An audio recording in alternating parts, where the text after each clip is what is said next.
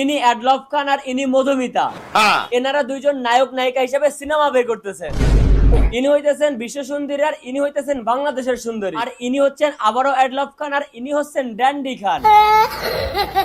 একদিকে অ্যাডলফ খান, একদিকে মধুমিতা, আবার অন্যদিকে রুমি করিম। রুমি করিম মানেই তার একটু ভিন্নতা। রুমি করিম মানে ল্যাংটা হয়ে ঘোরাফেরা। রুমি করিম মানেই ওইটা সবার চাইতে আলাদা হবে। আলাদা হতে গিয়ে ল্যাংটা হয়ে গেলেও সমস্যা নাই।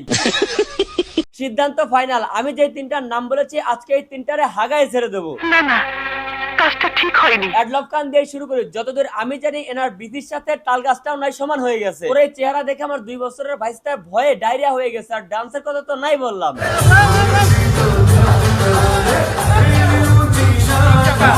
অ্যাডলফ খানের এই ড্যান্স গুলো দেখলাম আমাদের অভিনেতা শামীম জামান, মোশাররফ করিম এবং নায়িকা আঁচল সহ বাঘা বাঘা অভিনেতা এবং অভিনেত্রীরা মনোযোগ সহকারে দেখতেছে।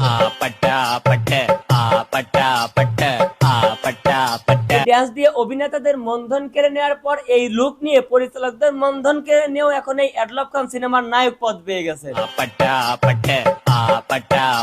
রুচি মানুষের কোন জায়গায় চলে গেছে। অ্যাডলফ খান একটা সিনেমার নায়ক আর সেই সিনেমার নায়িকা হিসেবে রয়েছে জনপ্রিয় অভিনেত্রী এবং মডেল মধুমিতা।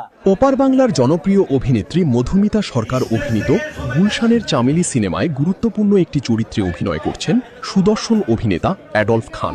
ইনি হইতেছেন বিশ্ব সুন্দরী আর ইনি হইতেছেন বাংলাদেশের সুন্দরী।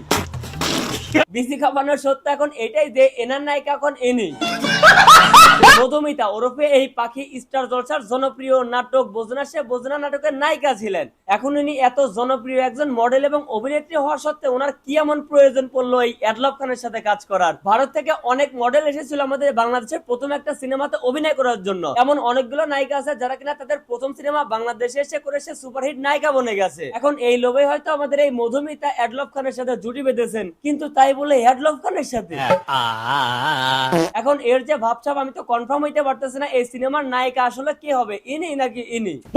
উনি এতটাই জনপ্রিয় মডেল, ওনার থেকে আবার মেয়েরা মাথায় হাত বুলিয়ে দোয়াও নিয়ে থাকে।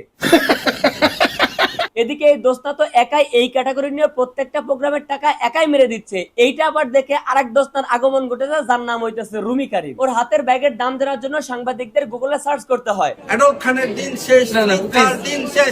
রুমি করিমের বাংলাদেশ। ওর জুতা ঘড়ি বেল সবই নাকি বিদেশ থেকে ক্রয় করা। বেলটাও আমি দেশের বাইরে থেকে পারচেজ করেছি। অন্যের ফ্যাক্টরি পোশাক পরলে নাকি ওর কুচকে চুলকা, যার জন্য নিজের পোশাক নিজে বাসায় বসে তৈরি করে। এই ড্রেসটা সম্পূর্ণ আমার সিগনেচার ডিজাইন। তা ভাই এটার দাম আনুমানিক কেমন হবে বলা যাবে? দামটা নাই বলি, আমি কখনো দাম বলি না, সবাই জানে। গুলিস্তান থেকে কিনলে তো দাম বলতে একটু লজ্জা বোধ করতেই হবে, তাই না? না, আমি আসলে দাম বলতে চাই না, এটা আমার কাছে লেম লাগে। 150 টাকা দিয়ে গুলিস্তান থেকে পরে থাকা মাল কিনে এনে এসে বলে এটা হচ্ছে ইউনিক ডিজাইনের পোশাক যেটা এর আগে কেউ পরেনি। হ্যাঁ, এহালা ম্যাগি স্টাইল করে এত এত অ্যাড পেয়েছে, এগুলো রাখার নাকি এখন জায়গাই হইতেছে না। এখন আমার অ্যাওয়ার্ড রাখার আর জায়গা নেই। তাহলে একটা কাজ কর, তোর ওই হাতের অ্যাওয়ার্ড দিয়ে ভরে নে।